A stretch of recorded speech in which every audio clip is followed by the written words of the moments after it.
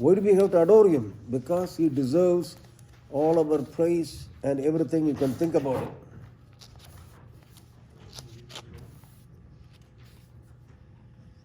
Number 82. Oh, come, let us adore him. 82, 8-2. Oh, come, let us adore him. That's an easy song. It's a repetitive song and it's a good song. Every song is good.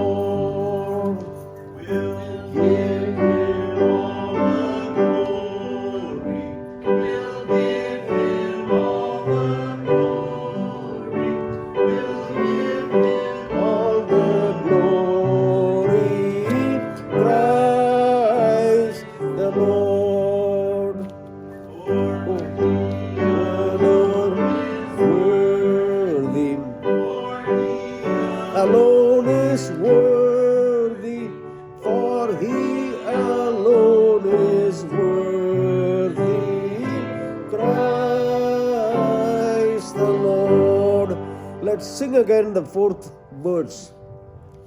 For he alone is worthy. For he alone is worthy.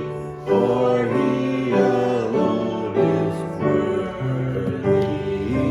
Christ the Lord. Regardless of how we put it, we have a hope. The hope that is never going to last. Just like that man exposed to all the bad things in a barroom setting, pub in England, because his dad owned that pub. So Edward Mote was growing up in that kind of an environment. Out in the streets, learned all the ways of the world. Eventually he was he had a job with a cabinet maker. And on the way to work, God gave him this song. My hope is built on nothing else. Very important. He composed only that first 4 lines and then the chorus. And then he was singing it. And then later everything came to him at work. While he was working, he got all the entire song. Edward Mote. He joined a church. And he was a blessing in that church. God used him mightily. A lady died, one of his friends. So he went there to visit her and he didn't know what to do. He didn't know what to do. So he started quoting from the same song, my hope is built on nothing else than Jesus Christ and his righteousness. And when he read it, it made sense to the lady and she died in peace. And now we have this song right before us. So we are going to sing it. What number? 404, I'm sorry. 404. 404. Edward Mote.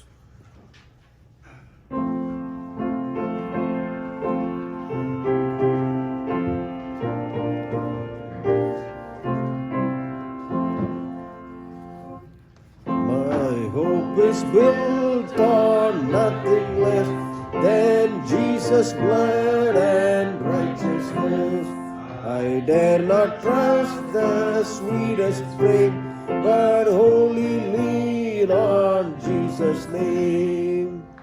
On Christ the solid rock I stand, all other other ground is sinking sand. All other ground is sinking sand. Lovely face, I rest on His unchanging grace. In every stormy gale, my anchor holds within the veil. On Christ the solid rock I stand, all other ground is sinking sand. All other ground is sinking sand. His oath is covered and His blood support me in the overwhelming flood. When all around my soul gives way, He then is my only hope and stay. On Christ the solid rock I stand, all other ground is sinking sand. All other ground is sinking sand. When He shall come with trumpet sound, oh, may I then in Him be found, resting His righteousness alone, faultless to stand before the throne. On Christ the solid rock I stand, all other ground is sinking sand. All other ground is sinking sand. And the next one, I believe it's 579. Jesus loves me, this I know. This song has touched both Christians and non-Christians everywhere. Even those who do not believe in Christ, they like that song. Or they heard about this song in their Sunday schools, or somehow that song has been in the minds of people. Some of the Jews and the others, I happened to bring the gospel to them and they gave their hearts to Jesus. And they mentioned that song to me. You know something, Paul? My mother sent me to a school and they had a Sunday class. So I went to that Sunday class one day and they sang that song. Which song? Jesus loves me, this I know. And she remembered that. And she was probably 75 when I led her to Christ. And she told me all about it every year when I visited her and stayed in her home for 2 to 3 months, 14 years, when I worked with the American Indians or Native Indians in New Mexico. So I remembered that all the testimonies this morning. Jesus loves me, this I know. When we had a Sunday school, there was a girl by name Jasmine. She memorized the entire song and sang it. It had one more stanza there, 4 stanzas. I couldn't believe that. And she sang it right in our summer camp. All right, we are going to sing it. 579, Jesus loves me, this I know.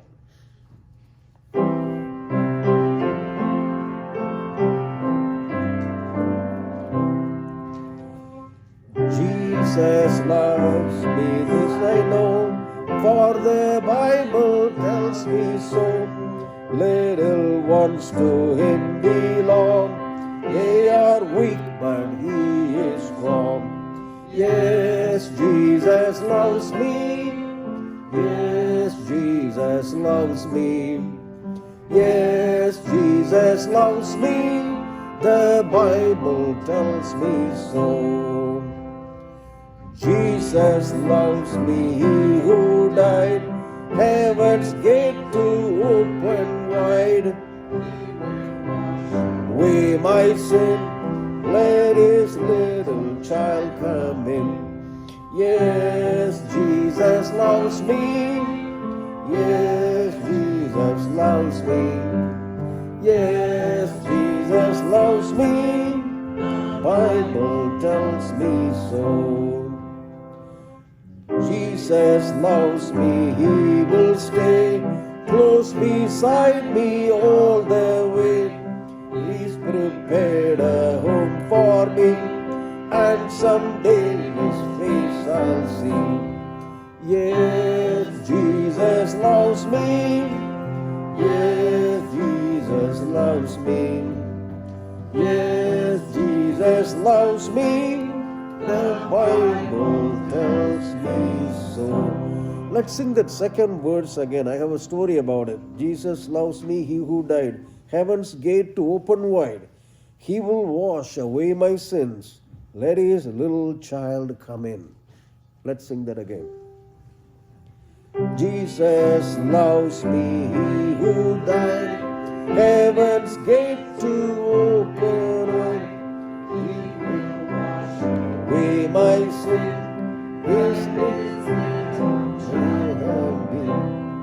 yes, Jesus loves me. Yes, Jesus loves me.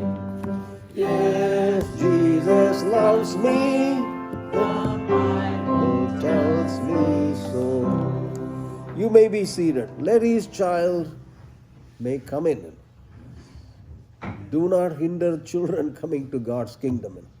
You know, when I came to this country, I remember a girl, I said, she asked me, Paul, you know where Jesus was born? I said, of course I know. He was born in Jerusalem. Right out loud, she said, no. He was born in Bethlehem. Oh, I never knew that. I said, Lord, look at these kids. They all go to Sunday school. Probably they know the Bible better than I do. But years before, I never gave the gospel to little kids. I never gave them. Because I thought probably they may not get it. I don't want to be a hindrance. Maybe let them read my life. And then they ask me what is the secret. Then I can tell them it is Jesus in my heart. And then I can talk about it. Until there is a question, I'm not going to talk to the kids about Christ. So that was my mode of thinking at that time. The Lord had to change it. I was in a home spending the weekend, isn't it? Of all the place, North Providence. So they had their granddaughter. Her name is Stephanie. She was 8 years old. For some reason, she was hanging around me and asking different things. What do you do? Oh, I go to college. What do you study? All this. I heard that you talk about Jesus. Really? Who told you? Oh, my grandmother told me. Can you tell me something about Jesus? And everybody was in the kitchen or everybody was out. I was the only one. And she came and sat on my lap. I said, Stephanie, how old are you? I think she was 8 years old. Then I told her Jesus loves the little children. And I didn't know this song, Jesus loves me, this I know. I wish I had known it at that time. Then I told her Jesus loves the little children. They all sat on his lap. And he told them about the kingdom of God and how he's going to take them over there. And he said if anybody stops them from coming to God's kingdom, he said let that person have a millstone tied around his neck. And that he would be drowned in the bottomless ocean. To that extent, Jesus loves the little children. Oh, so Jesus loves me? Yes. And she asked me, how do I become his child? I said, all that you have to do is, Jesus, I want to become your child. I know you loved me. You died for me. And I'm not a perfect person. The Bible says I'm a sinner. I don't know whether he could say that or not. But whatever you want to say, oh, I can say that I'm a sinner. I'm not a perfect person. I do naughty things. Oh, okay, tell him, Lord, I do naughty things. I'm a sinner. And she gave her heart to Christ. So I read the scripture, God so loved the world that he gave his only begotten Son, that whoever believes in him should not perish but have everlasting life. So you have everlasting life. And when you die someday, when like your grandmother, she's in her 80s, later on, we all go one after the other.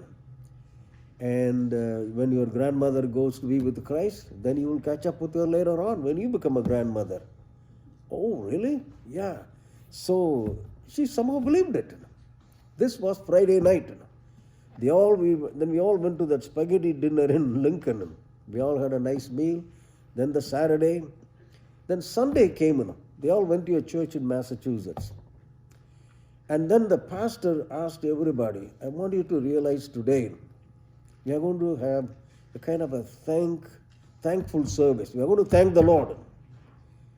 Just remember the day Jesus came into your heart. If it's a Sunday, I want everybody to stand on Sunday people, so those who came to Christ on a Sunday morning or Sunday. Some people stood up. Then Monday morning, Monday, Tuesday, Wednesday, Thursday. And then Friday came. You know who stood up? This girl stood up.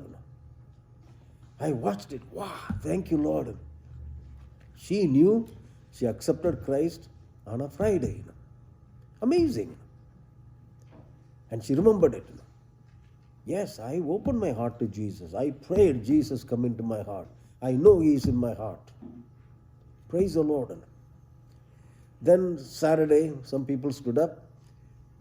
Then so Sunday through Monday, I don't remember what day I gave my heart to Christ, but I did give my heart to Jesus. So all those who do not know what day you gave your heart to Christ, stand up. So I stood up. And there were a few people too. So let the little child come in. So that sentence is real. Jesus loves me, this I know, for the Bible tells me so.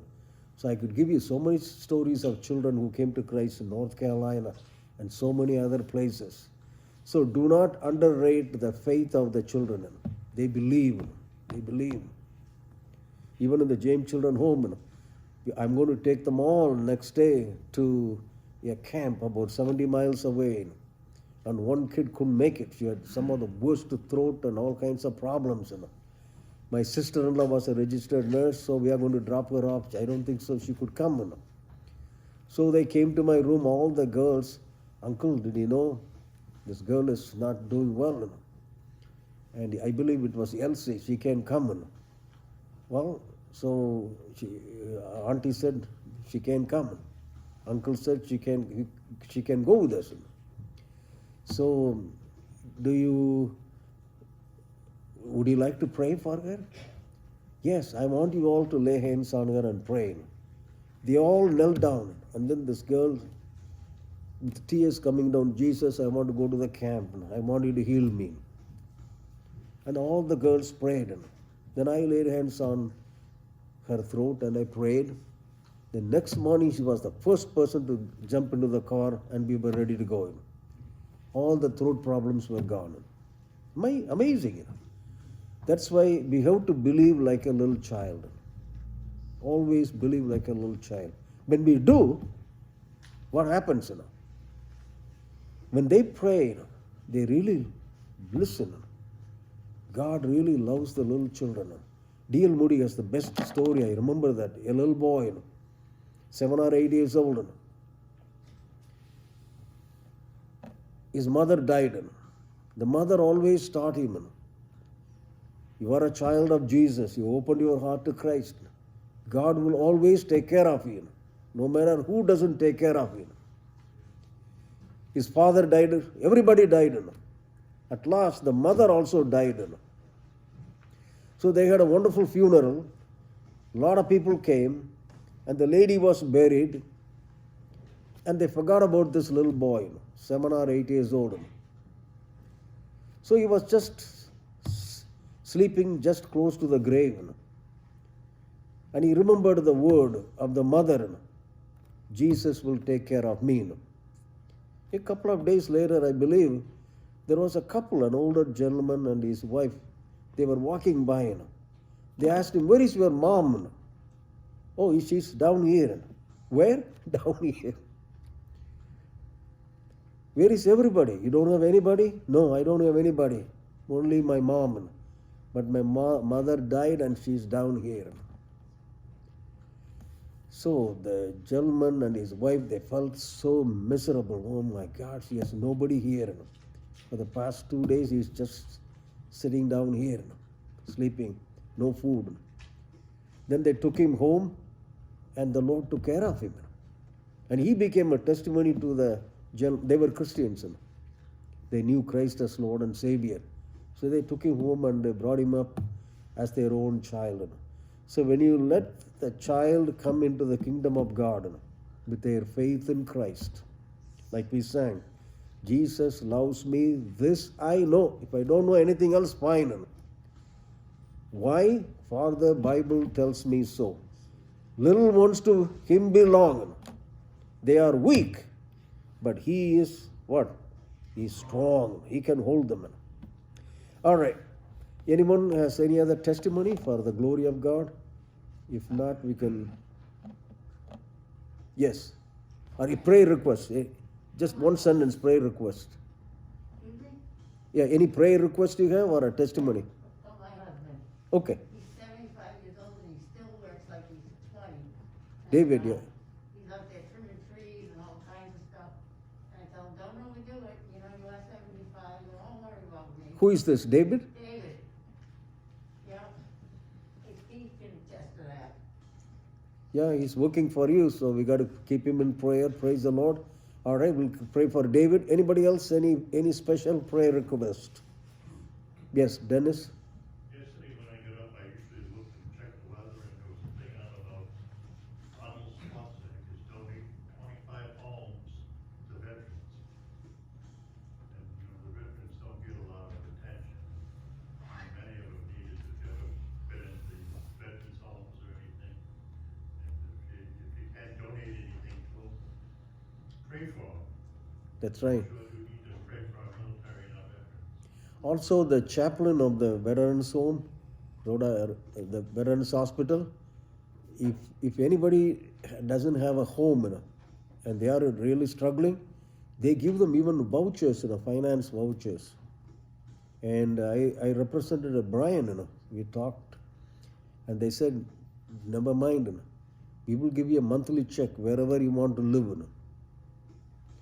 So they have all these things, So if you know of anybody, anyone, it's open. If you know of any veteran who is struggling, the chaplain Rotanda, Roger Williams Hospital, you tell her that I sent you, because she gave a lecture here. I was there, Bill was there too. So we thought of Brian. Right away I took him.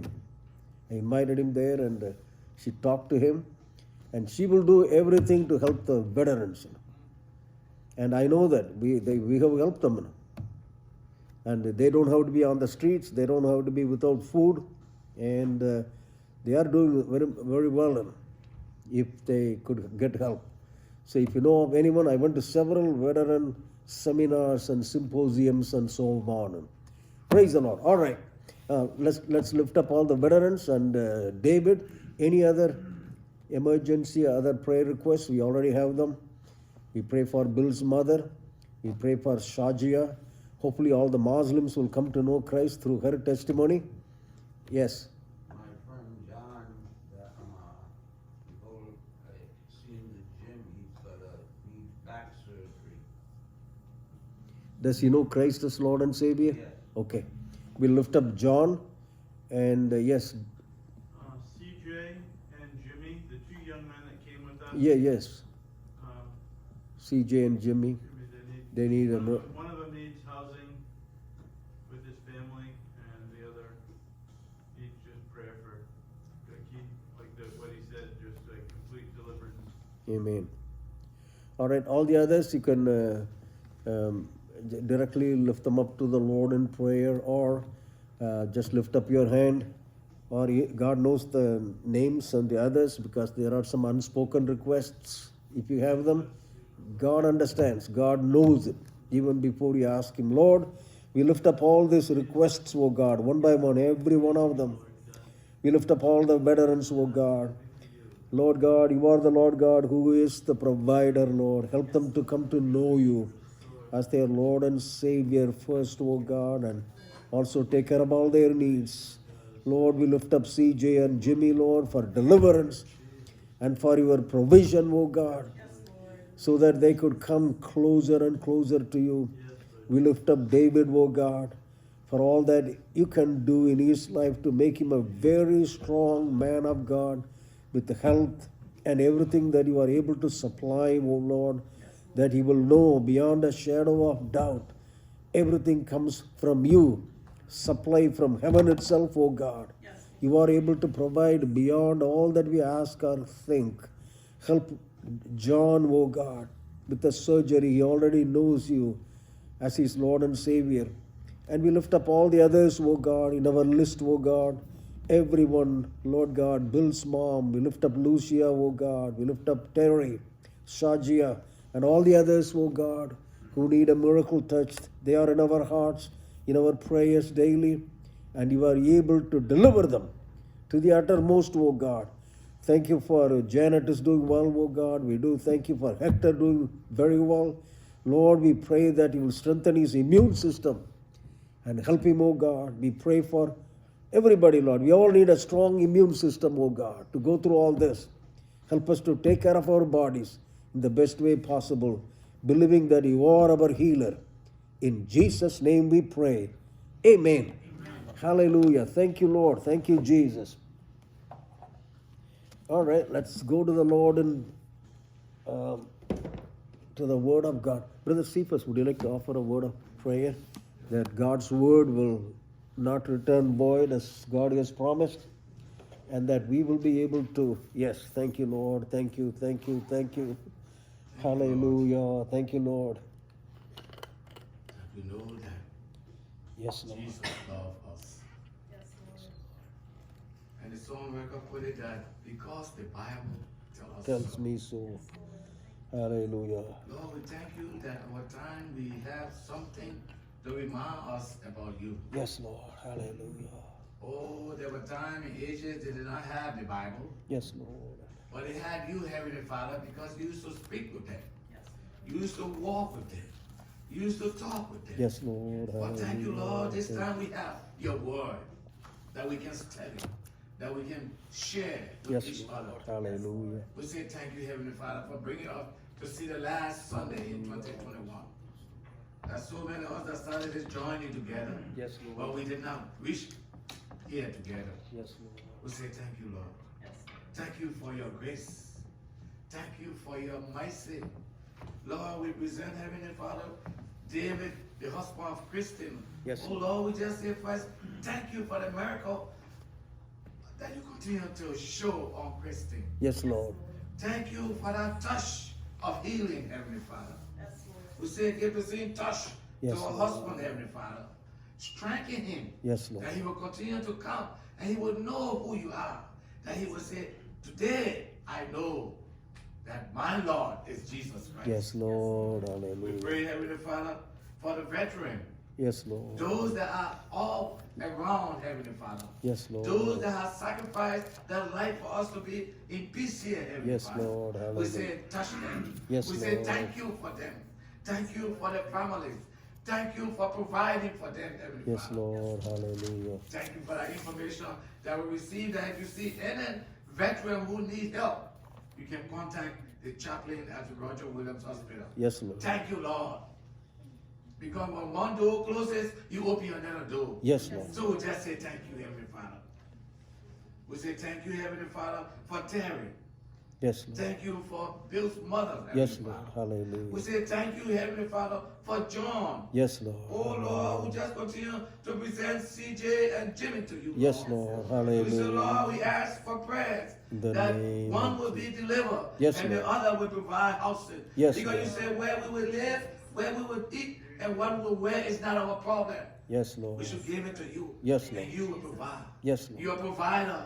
You're a way maker. Lord, we just say thank you today. Yes, Lord. Thank you, Heavenly Father. Thank you for all of those on our prayer list. Thank you for Edward. Thank you for Hector. Thank you for our son Nicky, Lord, for the continuous healing. Yes, Lord. Hallelujah. Lord, it's better late than never. But one thing you don't do, you don't fail. Yes, Lord. So we just say Hallelujah. thank you. Whatsoever is going on, Heavenly Father, Yes, we say we Lord. present it to you. Now today, this last sermon, the last sermon for 2021, we say, strengthen your child, the one that will break the bread of life. Yes, Lord. Oh, just touch him, Lord, with that Holy Spirit. Let the Holy Spirit touch him. And not only him, as he speak your word to your people today, let someone who is sick become healed. Someone who is fretting get joy. Someone who has hatred in the mind become Lord. loving. Because Lord, you are loving. You are the light. You are love. You are the I am, and that you are. We just say thank you. Thank you for Janet, Heavenly Father. Thank you for the touch of healing. Thank you for the strength that she continues to get, Heavenly Father. Yes, Lord. We Thank you. present everyone to us here, Yes. everyone in this church. Yes, Lord. We also be specific to Dr. Sylvester, Heavenly Father. Yes, Lord. We ask for your continued protection as he move on, helping each other in that hospital. Yes, Lord. You see so many types of viruses, so many types of sicknesses. But Lord, you be with him, Lord. As he work on the others. We present this family to you, Lord. My blessed family. Lord, it's not for the multitude of us, but Lord, we say whatsoever, where 2 or 3 are gathered to you in your name, there you will be. I ask, Lord, that you continue to keep us together. Keep us closer and closer to you, Lord. That we'll continue to pray and we'll continue to worship you. We'll continue to adore you because you are worthy to be praised. As we go into 2022, Lord, we don't know what is there for us, but we say we present ourselves to you. Take care of us, Lord. You lead us. So right to say, wherever you lead us, we will follow. Because we here has decided to follow you, Lord. Guide us, lead us, protect us. I present this country, the nation to you. Take control. Be with the president and those in authority. Be with the 3 branches of the government, Lord. Let them come together, Heavenly Father. Yes, Lord. The citizens don't want to know what politics they are playing. They just want things to be done. So we say, Lord, touch each and every one of them. Touch the one that is still not satisfied, Senator Joe Mason. Touch him if it's your will, Lord. But Lord, not our will. Let your will be done. In Jesus' precious name, because you say you will never leave or forsake us. And we know that you will be with us no matter what. In Jesus' name. Amen. You know, the Bible reminds us always when the beginning began to begin, or in the beginning, God was there. You were not there, I was not there. God was there. That is why He is the God of infinity, infinite mind God has. Omniscient God, omnipotent God, and omnipresent God. He's everywhere. You know, a couple of days ago, I believe, the Webb telescope was launched. And they say it is one of the fastest ever in the history of mankind, in the history of human civilization, to have such a powerful telescope to go with that kind of speed. Before you know it, it was gone. I was watching on the television. They're going way up there, beyond the millions of miles. They expect it will go more than 1 million miles, way up, as much as they could go. And also to study when everything began and all that. They are going to study about the time, origin of time and everything. And we know from the study of the Word of God, God said, I'm the first, I'm the last. I am Alpha and I'm Omega. So whatever the time it was, God was there. God was there. I've been reading the book of Isaiah. on my regular studies. The other day, it was a thought-provoking statement God made. Look, I sit in the circle of the earth. God is looking at it from way up. The earth is a globe. It is a spherical. It is round in shape. Even before Galileo had discovered it, God already said it. The earth, which is a circle, God is in that circle because He made it. I made everything, every inhabitant. And He said, down below all the inhabitants are like what? Grasshoppers. The entire human race is like grasshoppers underneath the globe or underneath the circle of the earth, underneath where God is. That is why He is in the highest of the highest, the holiest of the holiest. Nothing goes beyond Him. Otherwise, there is no point in believing in the almightiness of the Lord God, Jehovah, the Lord Jehovah. He is the great God. In other words, God is trying to say, you are not at the center of the world. I am at the center of the world. Nothing is centered around you. Everything is centered around me. Only God could say that. Right? He controls time, He controls the events. He can change anything and everything. They sing nothing is everything. Nothing is not everything. Right? God is everything.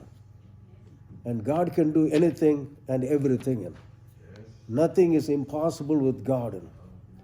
So the angelic message to Mary and everybody else was the promise of the infinite mind of God and the infinite or infinite ability of God. His ability to do anything. You can give a child for a lady who is barren or too old to conceive a child.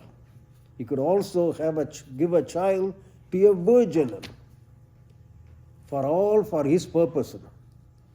Will He do that for every virgin? No. It was meant for only one purpose, to bring God into the human heart down the road through His miraculous birth, prompted and orchestrated by the Holy Ghost that came upon Mary. And the child was conceived in the womb of Mary by the Holy Ghost Himself. And it's the same Holy Ghost that helped Elizabeth to have a child in the olden age. That's why John the Baptist, or the baptizer, when he was 6 months old, he leaped from the womb at the mention of Mary coming there and entering in. The child within that womb was able to see the Messiah because he was born with the bridegroom's best friend.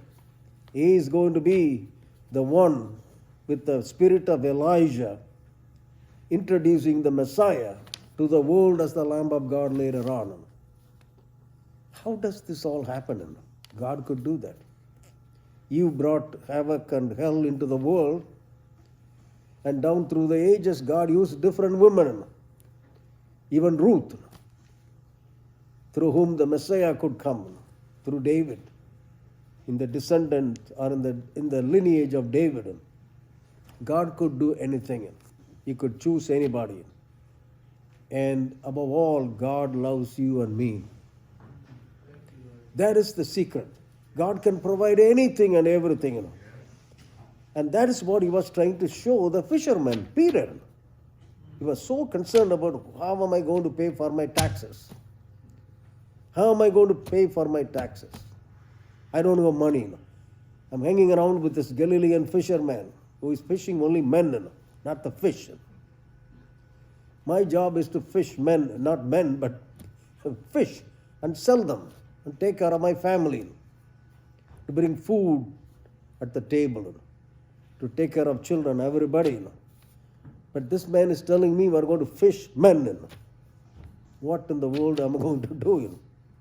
After 3.5 years of training, he saw Jesus walking on the water, feeding 5,000, 7,000, innumerable miracles, even raising Lazarus from the dead, and all other things God did as a human with the power of the Holy Ghost. Jesus went about doing good and healing all those who were oppressed of the devil, for God was with him. Peter himself said it later on in Acts 10:38. And he was able to summarize the ministry of Christ in one sentence. Jesus went about doing good because he is a good God, filled with the Holy Ghost, right from conceived of the Holy Ghost, like no one on the earth, no one ever will be. That is because God so loved the world. And he heard that statement in John 3:16. Jesus needed to be lifted up, just like Moses lifted up the serpent, so that everybody bitten by snake would be healed in Moses' time.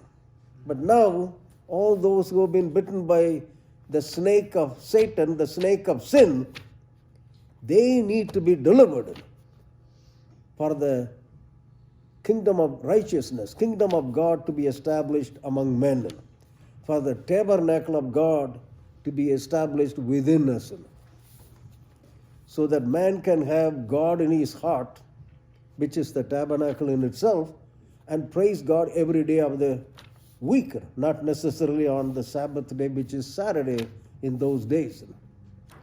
So the Lord wanted to establish something brand new. And he heard Jesus saying, he said it in the 10th chapter, I am the good shepherd. We saw that. The good shepherd giveth his life for the sheep. Jesus was born not only as the king, but he was also born as the shepherd to die for his sheep. That love there is L-O-V-E. In the Greek it's called agapeo. Agape, that is the noun. Agapeo means to love. And he used that phrase too, love one another. That's the agapeo, the verb. Love one another. As I have loved you. The verb too. Love one another as I have loved you. And thus all men will know that you are my disciples if you have love one for another. The Lord God said it. Peter heard it. And Peter was always the speaker. He was the leader. And his leadership style was phenomenal. He could speak before 4,000 people after the resurrection. And he had that potential. The Holy Ghost would come upon him. If they waited on the upper room, according to the last chapter, Jesus said, go, be endued with power from on high until you get that Holy Ghost power. Don't go anywhere. Then you will be my witnesses in Jerusalem, in Samaria, in Judea, and even unto the uttermost part of the earth. That is what he had been training Peter and all the other 12 disciples. One fell out, betrayed Christ and hanged himself. So this is the scenario. And even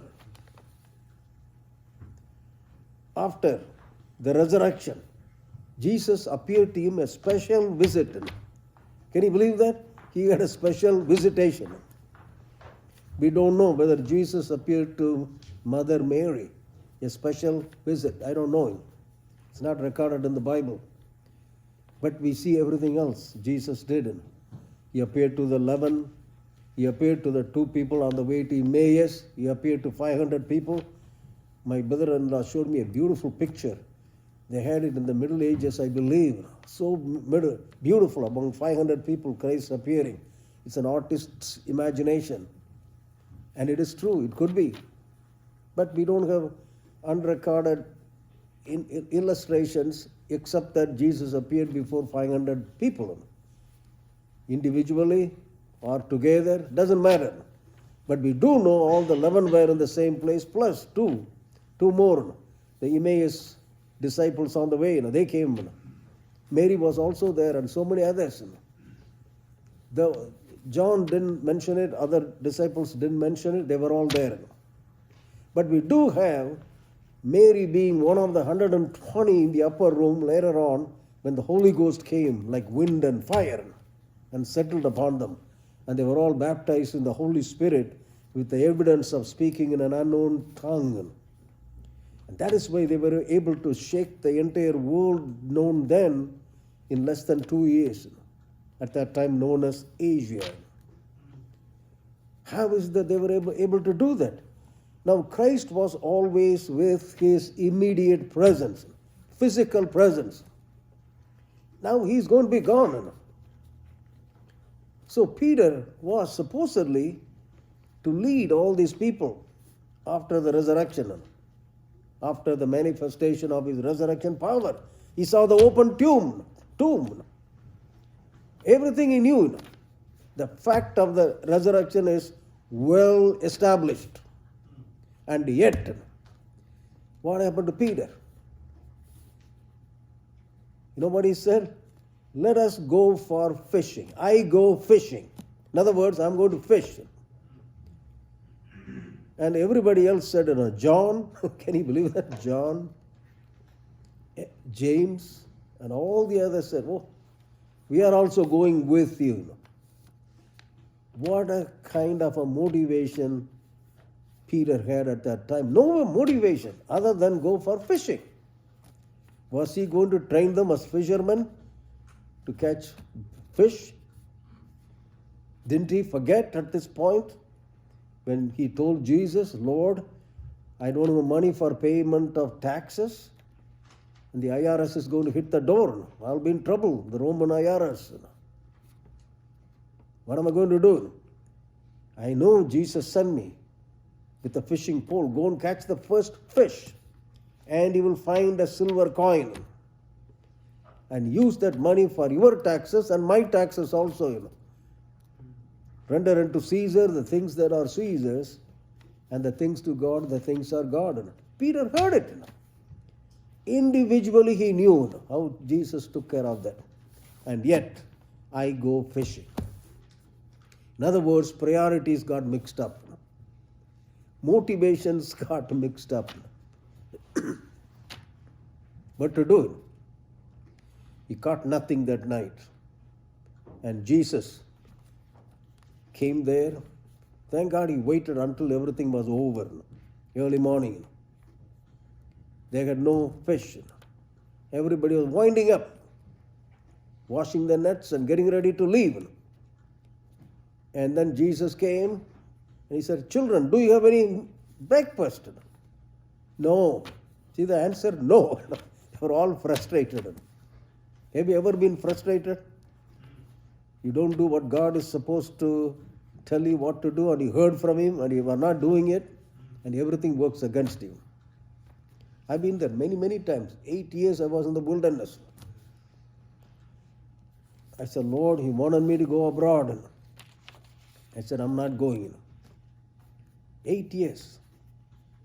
All free ticket, everything was paid for. Admission to college in England and also in this country. I said, nothing doing. Then God put me in the wilderness. 8 years. Ultimately I said, yes, Lord. After I cross-examined God, I will not go. Take me to New England, I'll go. I know you can't take me to England now. I just joked. There is no place called New England. Can you believe that? It's like saying New India. There is no New India, only one India. I never knew there is a place in the world called New England. And here I've been here ever since I came to this country. You can't joke with God. What God wants you to do, you will do. That was Peter. He caught nothing. And then after Jesus told, put your net on the right side of the boat. They caught about 158 or so, or 153, one of the two. What happened? Huge fish. Each one is a gigantic size. The nets began to break, but didn't break. Then other fishermen, they all joined and they brought all the fish. And when they came to prepare for breakfast, what happened? There was a miracle breakfast already. So Jesus had a wonderful way of establishing a context. Beautiful context. And in that context, Peter is going to have an encounter with God that's going to make him more mad or more frustrated. That's what we are going to see. What Christ is going to tell him here, that I understand, is, hey, do you love me as I have loved you and as I have given myself for you? In other words, agapeo, sacrificial love. God loved. That word that is used is agape love. There is another love called phileo, philanthropy, Philadelphia, friendly love, affection. That is entirely different. The real love is the sacrificial love. You want to give everything for Jesus' sake. And he said, if any man follows me and does not take up his cross and follow me, he is not worthy of me. I believe it is Dietrich Bonhoeffer. I read his book, The Cost of Discipleship. He made a remarkable statement. It came back to my memory this morning at 4 o'clock when I just got up, 4 or 5. Dietrich Bonhoeffer. If anyone, Christ calls everyone not only to follow him, but to die for him. That's what Jesus said. To lay down your life for your fellow men. Very important phrase. That is agape love. Voice of the Martyrs and several other testimonies that I know personally, people are being killed. Even yesterday news in Cuba, not in Cuba, Sudan and other places, children are killed. The Islamic terrorists. God loves everybody, but some people become fanatics. Even Christians were like fanatics. All the wars that God's people started, they were not God's people in the first place. They had Christian in name. The holy wars and all that, it was, it's unimaginable. But anyhow, fanatics are in every religion. And they are there to destroy one thing, love and justice. Everywhere. Any country you see it, there is always injustice. God is still the God of love and God of justice. He's still on the throne, right? He's still looking down. Look at all these grasshoppers fighting with one another, waging war at one another. I taught them, love one another as I have loved you. By this shall all men know that you are my disciples, if you have love, even as I have for one another. That's a new commandment I give unto you. That's the way Jesus said it. So now Peter is going to have another kind of a lecture here. That's what we are going to see in the 21st chapter. Let me summarize it. And that's the long and short of it. The last chapter in the book of John, I like John more than all the other writers because he comes to he hits the nail on his head about the essence of the divinity of Christ, the almightiness of God. With him, nothing is impossible. And he goes into the divine God, God Almighty in the human form. In the beginning was God, and that is this God who became human and dwelt among us. In the beginning was the Word, the Logos, and the Word was with God, and the Word is God. See how we could summarize the entire Old Testament in one scripture, John 1:1. From Genesis 1:1 till the end of the Old Testament, everything about was the Yahweh. I am the Lord. I am the first and the last. I am Alpha and Omega. Everything. But here in the New Testament, God was trying to reveal himself as the God of love. Later on in the epistles, we will see God is love. Love God. That is John's emphasis. So here in the 21st chapter, Jesus gave that miracle breakfast, and they dined with the Christ. And now 14th scripture. This is now the third time Jesus showed himself to his disciples after he was raised from the dead. So when they had eaten breakfast, thank God he waited until they were. Sometimes, we witness to people when they are hungry, just feed them, buy them a cup of coffee and a donut. I led a prisoner to Christ. I gave him a couple of dollars. He went and had coffee and dinner, donut, and he came back, and I led him to Christ. So when they had eaten breakfast, Jesus said to Simon Peter, Simon, son of Jonah, do you love me more than these? That these could be fishes or other disciples. I don't know. Do you love me more than anything else? What is your priority? Are you willing to lay down your life for me? Just like I lay down my life for you. He said to him, yes, Lord, you know I love you. See, the answer he gave was phileo. Friendship. Yes, I love you as a friend. Nothing more. I love you. Not the love that will make you even die for Jesus. Then Christ said to him, feed my lambs. God's good news came to the shepherds. Go and tell the story. Go and tell it on the mountains. Glory to God in the highest. On earth peace and goodwill toward men. How is it going to happen? You got to feed my lambs and train them and send them. He said to him again in a second time, Simon, son of Jonah, do you love me? Second time. He said to him, yes, Lord, you know that I love you. All phileo.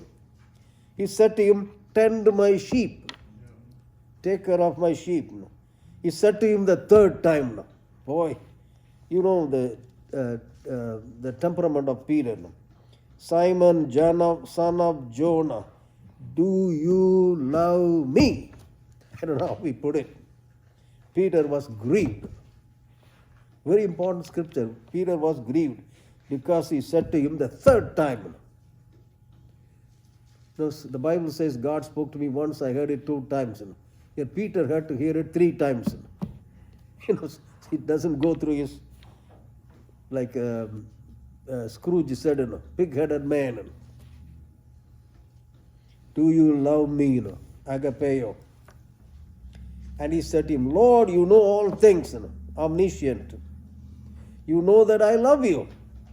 Jesus said to him, feed my sheep. Most assuredly I tell you, I say you, when you were younger, you girded yourself and walked where you walked. Wherever you wished, you walked. When you are old, buddy, remember this. This is what is going to happen to you. You will stretch out your hands, and another will gird you and carry you where you do not wish. In other words, they will crucify you. Peter died crucified on the cross. He was willing to do that for his master. The change that God brought about in him was typically beautiful, phenomenal. And he understood the scripture as time went by. After the third time, Jesus didn't do it for the 4th time. He was willing to give his life for Christ. According to the tradition, he said, I am not worthy to be crucified just like my master. So crucify me upside down. To that extent, he was able to go deeper and deeper with Christ. You read the epistles that Peter wrote. What a powerful epistle. This he spoke, signifying by what death he would glorify God. And when he had spoken this, he said to him, "Follow me." Very important scripture. If you follow Jesus, what happens? He will make you. He will make you what or who you want to be. He knows who you were. He knows who you are. He also knows who you will be. If you follow Jesus, He will make you what you can be and what you will be. Then Peter, turning around, saw he took one more shot. He saw the disciple whom Jesus had loved following, that is John, who also had leaned on his breast and at the supper and said, "Lord, who is the one who betrays you?" John asked about who is going to betray you. So now Peter is asking, what about John? Now Christ said, "Follow me, feed my lambs," right? Feed my sheep. Now he wanted to give a twist to this question. Lord, okay, what about, you want me to follow you? What about John? Peter, seeing him, said to Jesus, "But Lord, what about this man? What about John?" Jesus said to him, "If I will that he remain until I come, what is that to you?" In other words, never mind other people's business. Don't worry about somebody else. Never mind somebody else's business. I will, my will, he will do it. Why don't you follow me? You follow me. Second time. Then this saying went out among the brethren, that is, this disciple would not die. Yes, Jesus did not say to him that he would not die, but said, "If I will that he remain till I come, what is that to you?" He's going to be around. I know when to call him home. Until then, he will be bringing the message of God's love. If you read the epistles of John, the way he talks about he talks about Christ as the embodiment of love. His message of this agape love is really paramount in its importance. So this is the disciple, that is John, that testifies of all these things. I like the way John puts it. I am he. Look, this is what I saw, I heard, I witnessed, and wrote these things that we know that his testimony is true. In other words, he's authenticating. Hey, look, I'm not just beating around the bush, nor beating the bush around. This is a fact, man. And there are other things. There are also many other things that Jesus did. John knew, there are lots of things Jesus did, which if they were written one by one, John had so many things. I suppose even the world itself could not contain the books that would be written. That's true. It's a hyperbole. How can one atheist asked me this question? Come on, Paul. How many books that you can write about Christ? The world itself cannot contain all those books. I told him, look at all the libraries that have books. The Bible is everywhere. It's the most printed book in the world today. And the next one is Pilgrim's Progress. Why is it? Because it is the living Word of God. So the question is, are you willing to give your life for Christ? Agapeo love. The joy of the Lord is always going to be for the Lord to be your highest priority. So remember all the scriptures? Everywhere in the Bible, even Paul, he was another embodiment of God's love in that sense. He followed Christ to the maximum. I have mentioned it many, many times. I have been crucified with Christ. Christos sunastaromai. That's the thesis I wrote when I was in Bible college. I have been crucified with Christ. Your death takes place when you receive Christ as Lord and Savior. You don't belong to yourself. You belong to Jesus.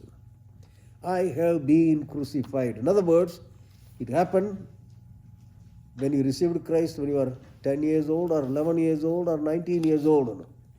And that has been going on. I have been crucified with Christ, nevertheless I live. In other words, I died, but I still live. The life that I now live is this, the life of the Almighty God, the life of the Son of God, who loved me, agapeo. He loved me. And what did he do? Loved me and gave himself for me. Paul was so beautiful in summarizing the love of God that transformed his life. Peter, he had trouble. Jesus, he didn't have trouble. Jesus said in John 13:34, a new commandment I give to you, that you love one another, even as I have loved you, that you also love one another. John 10:11, Jesus said it, I am the good shepherd. The good shepherd lays down his life for the sheep. And I mentioned about John Bonhoeffer, The Cost of Discipleship, the book, if you can afford to. Christ has not only called us not only to follow him, but also to lay down his life. Very important. Now, the 13:35, John 13:35, by this a new commandment I give unto you, that you love one another. By this shall all men will know that you are my disciples, if you have love one for the other. So that is the most important thing for today as we enter into the new year. What are we going to do? We are going to love one another, love the world. Because it is not the birth of Jesus that ended, and like we sang, joy to the world. The judgment of God is coming upon whom? Upon the rest of the world. One millennial year is coming, millennium is coming, before which the tribulation for 7 years, we will escape the tribulation. We will be taken to be with Christ, come down to be with him for a millennium year, 1,000 years. Satan will be bound. Michael will catch hold of him and bind him in hell. Then the judgment will happen after the millennium. Then Satan will fight against God when he is loosed. The world at that time will have a world leader, world prophet. Soon they will all be thrown into the lake of fire, and Satan will be thrown in. Death will be thrown in. And then the last 2 chapters of the Bible, a new heaven, a new earth, a new tabernacle, everything is brand new.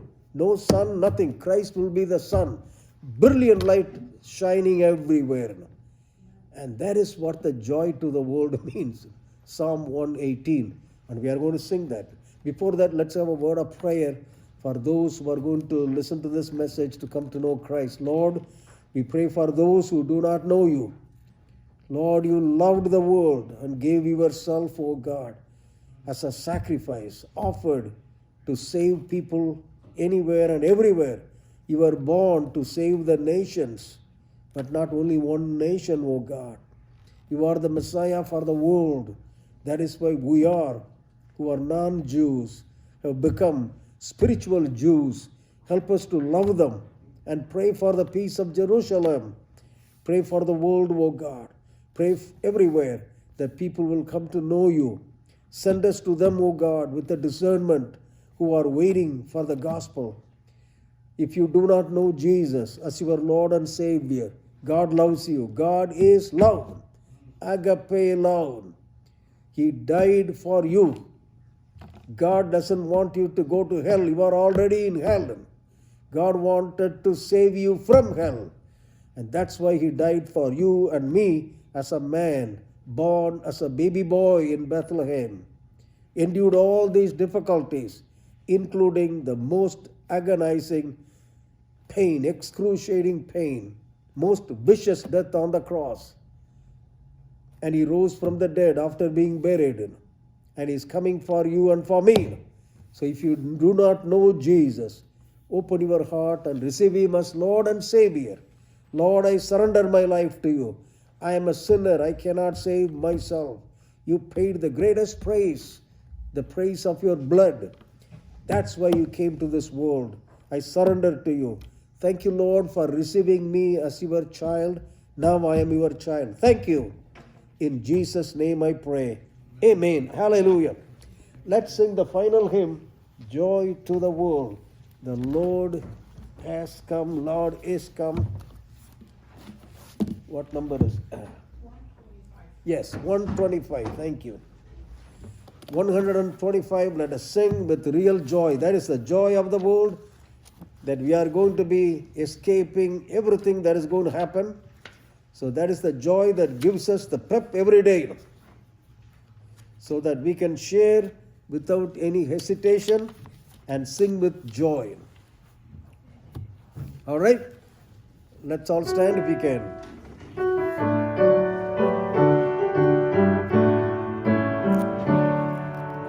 Joy to the world, the Lord is come. Let earth receive her King. Let every heart prepare Him room, and heaven and nature sing, and heaven and nature sing. Heaven and nature sing. Joy to the earth, the Savior reigns. Let men their songs employ. While fields and floods, hot hills and plains, repeat the sounding joy, repeat the sounding joy, repeat the sounding joy.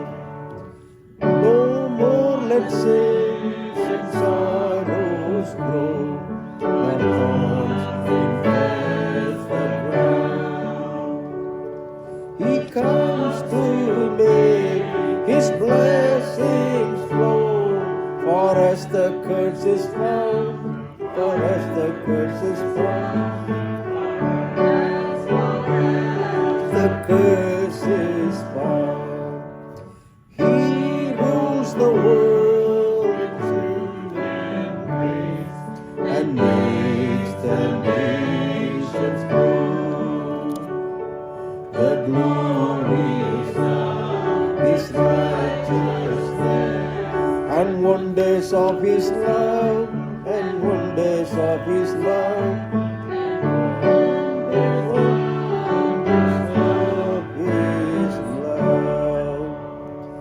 Praise the Lord, the wonders of His love. Lord, we thank you as we give this benediction, O God. Let your peace and your power and your presence take over us, and bless the people, O Lord, who give themselves to you and what they have brought, their love offerings and the tithes, O God, for the wondrous love to be spread everywhere. Help us, O God, to continue to live for you. In Jesus' precious name. Amen. Hallelujah. Thank you, Lord.